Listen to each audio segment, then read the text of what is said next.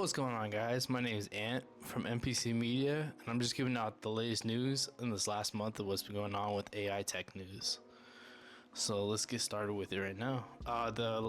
In this past week, on Friday, February 27, 2025, ChatGPT 4.5 just dropped. It's a okay model. You could say it's like in a weird spot because there's been all these reasoning models that's been coming out. And this one is just more focused on like just daily tasks, daily use. It's only available for people that have subscription models for the $200 model. It's not for the regular user, which sucks, but eventually it'll get rolled out. I pay the subscription that's $20 a month, and honestly, it does the job for me. Like if I need some daily tasks, yeah, for me, I honestly just use mainly 4.0, sometimes 0.3 mini or 0.3 high, but those are usually just if I'm coding. What makes 4.5 special, you're more into like the voice assistant thing. It does really well when you talk to it, and if you want more like, if you want it to give you more of like an emotional response or understand your tone and stuff, it does way better at that and excelling at understanding what you're saying. It does better summarization. It's a cool thing they did in their video is what they showed is in the video that the reasoning from ChatGPT 1 all the way till now until 4.5, how different like the reasoning has gotten, plus also how it's been improved. Like you could see how in the example video they give, like it gives down like a kind of dumber response and then it gives you your answer. But when you start seeing that like 3.5, you could see like better reasoning and really understanding. And then from there to 4.0 to now, you could see like how much smarter these models have gotten. And it's been crazy seeing like the changes overall each year. Another model that dropped too recently, a couple days before that, and I think this is partially the reason why ChatGPT 4.5 dropped, was because of Anthropic. Anthropic just dropped their 3.7 Sonnet model, which is more aimed towards like coders. So if you're more into like doing code bases or like trying to focus on refactoring code or making like something with agentic framework, I highly recommend using Claude. For me, I've noticed when I use it for coding, it's way better at understanding what you're trying to say, and it's more focused on that. Like for ChatGPT, I've noticed it's more focused for like daily tasks. You know, if you needed to summarize some stuff, you got to make a resume, you got to upload some documents to understand it. Works good with that. But overall, like if you're trying to use Claude, I think summarization wise, it is a little bit better, but also at the same time, like it's definitely focused more towards coders. What makes the 3.7 Sonnet cool is because it's more of a hybrid model. So you could choose between, like, let's say if you wanted to make it a thinking model, you could have it focus on more of that thinking aspect, where if you're trying to focus on just normal tasks, you could switch it off and just have that normal task mode. It's pretty cool. No models I've known on this market right now currently don't use like a hybrid model between that. It's either like you use one of their models or you just switch it, where 3.7 is it could excel at both at the same time. So you just do a flick of a switch on one model versus trying to switch between like 4.0 or 0.1 mini. If you're into Claude coding, it's able to read like every directory, and then it'll also auto-generate a test file, which is useful if you're into testing. The Claude code works is through the CLI. So let's say if you needed to refactor some code, so you just sign in, and from there you're able to use the actual CLI to auto-generate everything. So the way you do that is, let's say if you want to ask a question, instead of using it like a chat window, you could use it within the terminal, and then from the terminal you could ask questions, and then those questions you could ask it to like refactor code bases, and then it'll look through your whole thing and it'll show its thinking model of like where you need to refactor something. So like in the example for the video, it's showing like, hey, I could create like a chat window or like a chat app, and then on the left side of it, you could basically, you want it to refactor everything. so it can have like a chat history, and then it'll do it for you. It may not be like 100% accurate, but it could do a good decent job. So that's like basically Claude Code in a nutshell. It's just basically it could summarize everything for you. You're just able to just interact with it through the terminal and then refactor code. Definitely like the Anthropic is definitely leaning more towards coders and figuring out like that market. Overall, like price per token, they are one of the most expensive models to run out of every one of them if you're trying to use it for your own custom API. Gemini-Flash 2.0, it was sitting at 10 cents per million token, and that's what I guessed, and I'm surprised. So that includes text, image, and video into it. For out per million tokens is about 40 cents, so a lot lower than your usual people. If you're looking at like ChatGPT, Anthropic, Grok 3.0, and DeepSeek, I think this model is the lowest one you could use. Yeah, so right now if you're looking at like your ChatGPT pricing for an O1 model, it's $15 per million tokens, and then out is 60 cents per million tokens. So that's definitely like a steal on a budget right there. Even if you're looking at like the OpenAI's O3 Mini, their O3 Mini model is $1.10 million token, and their out is 4.40 cents a million token. So it's literally like barely a fraction of the cost of compared to OpenAI. So it's like a no-brainer if you want to put this into your app and you want more of a budget and save some money. I think Google's API isn't that bad at all. In other news, if you are an X user, Grok 3 just dropped their own model.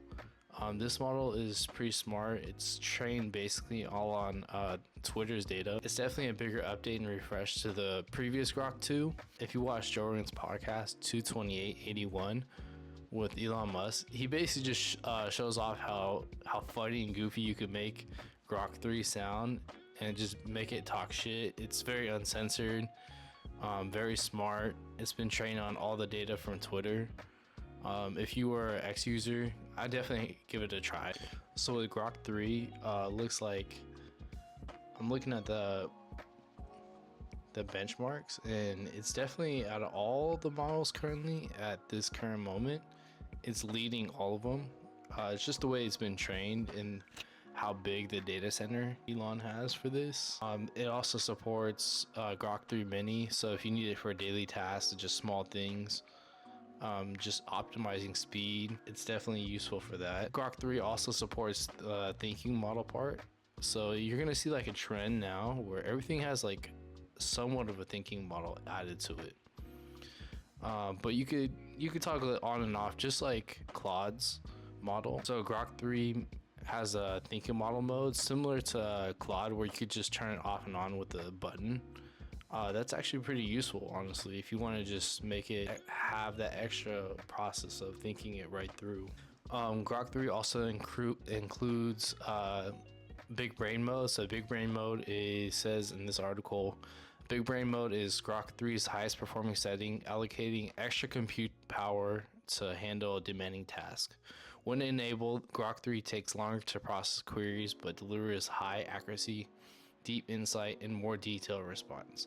So similar to like ChatGPT's deep researching mode. So if you need to make it think a little bit longer and use harder resources, you could allocate a little bit more compute power to give you a better response. And it looks like most of these newer models too are trying to integrate some type of agentic framework. What made XAI special is because their own factory. One of the biggest challenges of building up like OpenAI is large scaling, the resources to do it. So with Grok 3, this was trained on 122 days, deployed on 100,000 H100 GPUs, making it one of the largest AI training clusters in the world. Second phase, XAI doubled the compute capacity within another 92 days.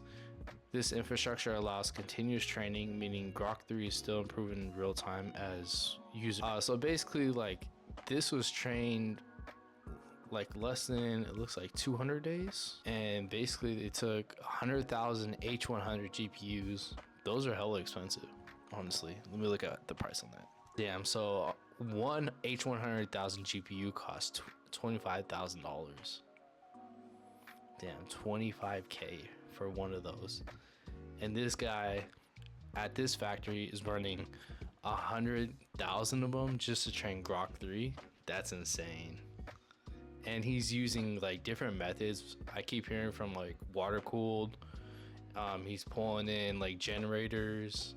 He's like tapped into a gas line to make this happen. I never really understood how the process of this is crazy to think about, and how much like resources, like just making an AI chatbot, it takes so much to make it happen. And the crazy part is like from Grok 1, it was released in November 2023, and we're here sitting 2 years later in March of 2025, and he drops this model, and it's like it surpassed its competitors, all of them. As far as like how smart it is and how well it performs on benchmarks, this is one of the higher end models that's been proven to do so well. And within the time frame of like ChatGPT dropping theirs, I think like in 3.5 was like somewhere in 2020, 2021. I might be quoting that wrong, but somewhere around there, they dropped their model. And from there to now, it's crazy to say like within 2 years versus 5 years, 4 to 5 years, that Elon Musk built this whole thing within 2 years and surpassed ChatGPT's smartness on the benchmark. But I also think it has to do with like training data.